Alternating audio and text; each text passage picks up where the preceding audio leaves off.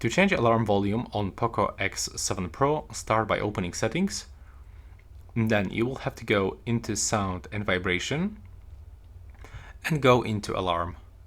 So now we can use pre-installed ringtones, basically the default ringtones of your phone, or you can use your own music. So click here, pick your sound recorder, audio files, or music.